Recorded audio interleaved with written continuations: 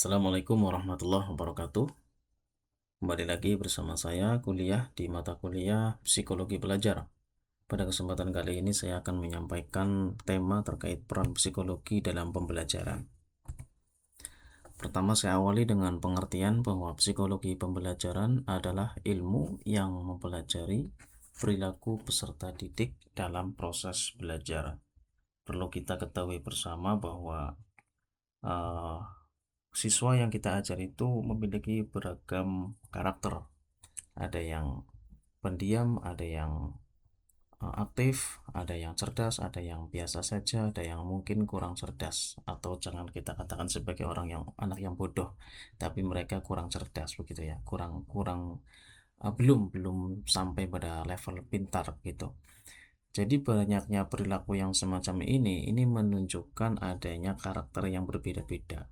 Maka sebagai seorang guru itu perlu memahami semua karakter yang dimiliki oleh peserta didik. Nah, inilah ilmu yang mempelajarinya, namanya adalah psikologi pembelajaran. Artinya, ketika guru menjumpai berbagai macam karakter siswa, maka guru tidak boleh mengajarkan pada satu metode. Misalnya metodenya ceramah terus, tidak boleh. Atau mengajarkan pada siswa yang punya karakter atau sifat cerdas ya, punya pikiran cerdas, sehingga mengajak guru untuk terus berdiskusi terus. Nah, yaitu juga bagus sebenarnya, tapi kurang maksimal bagi para siswa yang mungkin masih punya karakter apa ya, sifatnya belum belum bisa didongkrak menuju pada karakter kritis. Nah, tapi ini perlu dibangun, kekritisan ini ya perlu dibangun. Nah, artinya apa? Ketika ada siswa yang belum mencapai pada tingkat kritis, nah bagaimana guru melakukan pendekatan pelan-pelan, tetapi pasti menuju pada karakter kritis si siswa itu.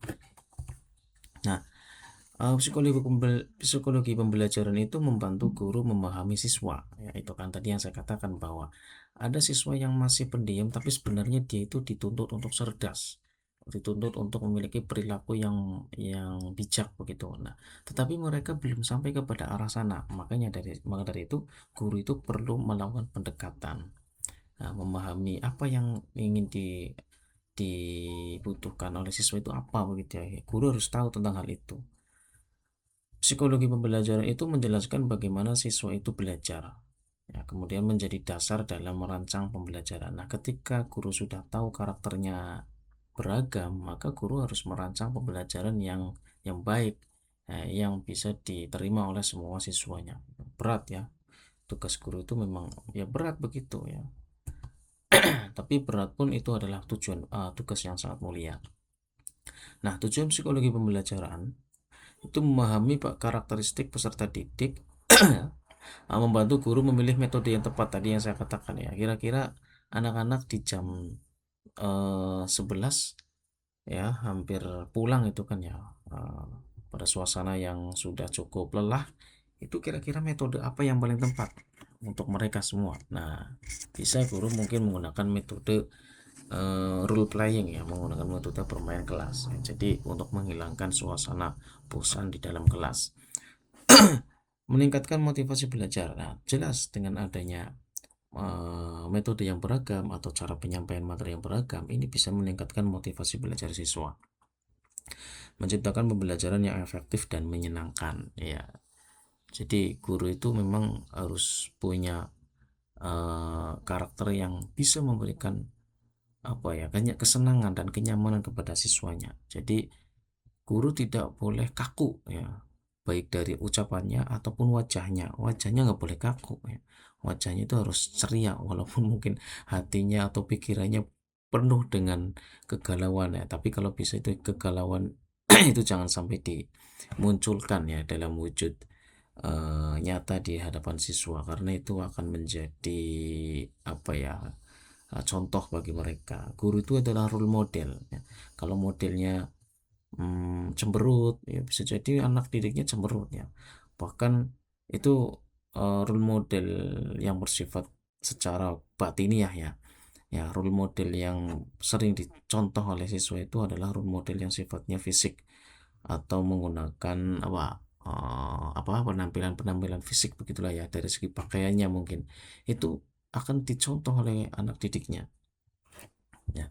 Kemudian nah, peran psikologi bagi guru itu adalah membantu memahami perbedaan individu siswa. Tadi yang sudah saya katakan ya, bahwa ada perbedaan individu yang di yang ada pada diri siswa ya. Orang tuanya kan, orang tuanya saja kan beda ya, otomatis anak-anaknya itu juga beda begitu. Membantu mengelola kelasnya, jadi kelas akan menjadi aktif ya, menjadi progresif dalam melakukan pembelajaran karena peran guru yang mengedepankan nilai-nilai psikologi itu, karena sudah melihat bagaimana watak dan karakter siswanya. Psikologi belajar itu mampu membantu menentukan strategi pembelajaran tadi ya. Membantu memahami kesulitan belajar siswa tadi yang saya katakan, bahwa ketika ada siswa yang sulit memahami sebuah materi, guru jangan kemudian langsung memberikan nilai rendah atau menjustis dia itu tidak pintar, tidak. Justru ini adalah tantangan bagi guru, bagaimana membantu peserta didik yang mengalami kesulitan belajar. Dia sulit memahami misalnya rumus matematika. Ya memang rumus itu sulit begitu kan. Rumus matematika sulit ya. Tapi yang diharapkan itu adalah jangan hanya sebatas memahami rumus, tetapi bagaimana proses dia melakukan pengerjaan soal. Yang penting hasilnya adalah bisa bisa bisa ya bisa tercapai pada hasil akhir gitu. Nah, kalau hasil akhirnya kemudian ternyata salah atau belum tepat, nah ini tujuanku. Guru jangan kemudian langsung langsung menjustis kamu bodoh, kamu tidak pintar, tidak. Justru kalau kemudian mengungkapkan kalimat seperti itu, ini justru tambah semakin menyulitkan siswa dalam belajar. Artinya ketika dia sudah belum memahami tentang bagaimana rumus matematika atau rumus apa gitu kan ya, nah, guru harus terus melakukan pendalaman. Kenapa dia tidak bisa mengerjakan soal sampai selesai begitu? Ada permasalahan apa? Mungkin dia kurang fokus dalam mengerjakan soal begitu kan ya. Jadi harus dilakukan pendekatan.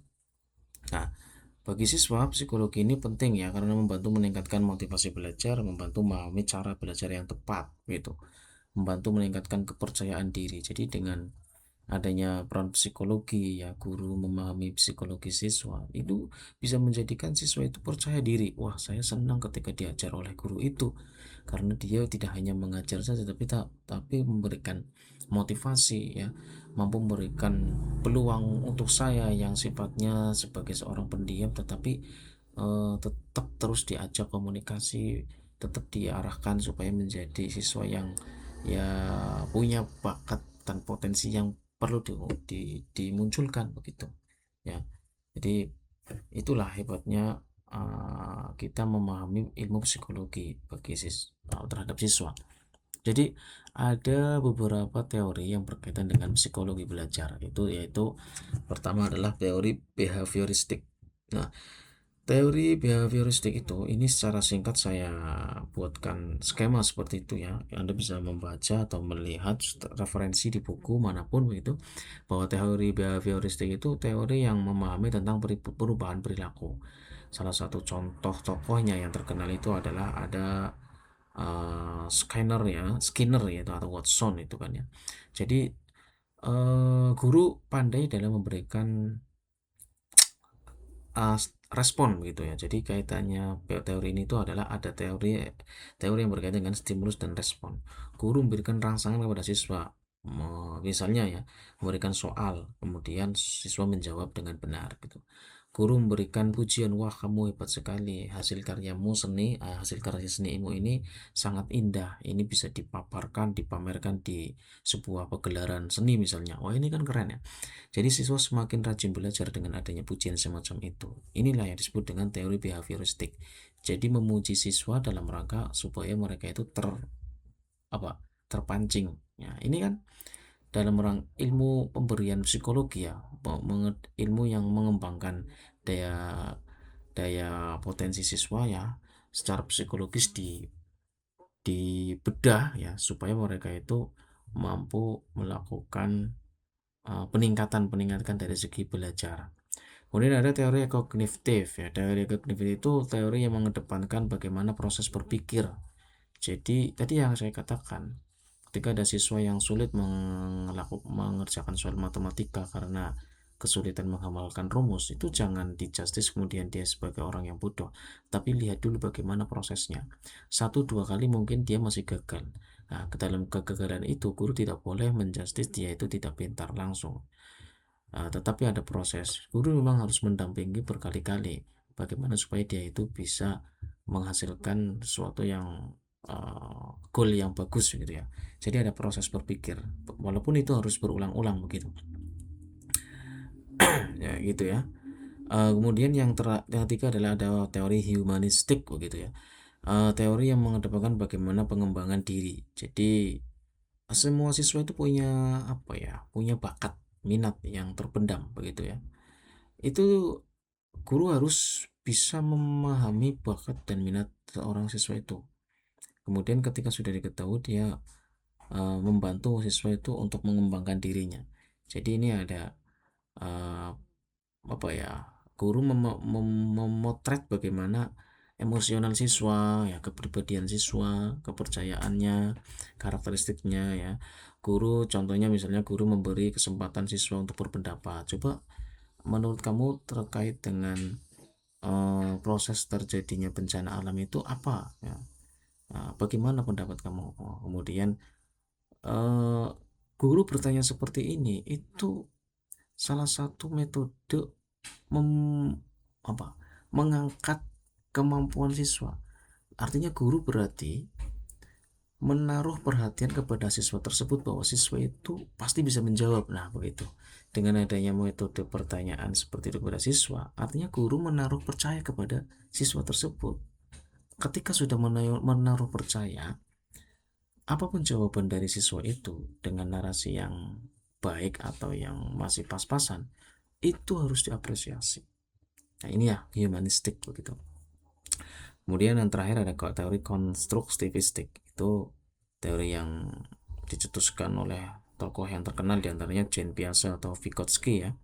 Itu teori bagaimana membangun pengetahuan sendiri. Ya, siswa adanya pembelajaran misalkan otodidak begitu ya. Kemudian dipresentasikan di hadapan kelas, akhirnya guru memberikan penilaiannya bagus. Nah, ini ya. Jadi membangun apa yang telah diinisiatifkan oleh siswa. Siswa belajar melalui diskusi, ya, belajar menemukan jawaban sendiri, itu kan melalui pengalaman yang dia rasakan dalam kehidupan kesehariannya, kemudian dipresentasikan di dalam kelas, itu bagus. Nah, ini namanya konstruktif ya, artinya guru memberikan mental pembangunan terhadap siswa, terhadap apa yang mereka lakukan di dalam kehidupan sehari-hariannya, kehidupan di sekolah ataupun di rumah, kemudian dibawa di sekolah, dikembangkan. Nah, ini bagus. Ini teori konstruktivistik. Jadi tidak kemudian malah justru menilai buruk, wah kamu itu pengalaman yang jelek. Jangan seperti itu. Ini bisa menghambat daya kreativitas dan minat bakat siswa begitu. Oke, itu ya teori teori-teori yang berkaitan dengan psikologi dalam rangka kita mengkaji tentang teori pembelajaran, psikologi pembelajaran. Terima kasih. Assalamualaikum warahmatullahi wabarakatuh.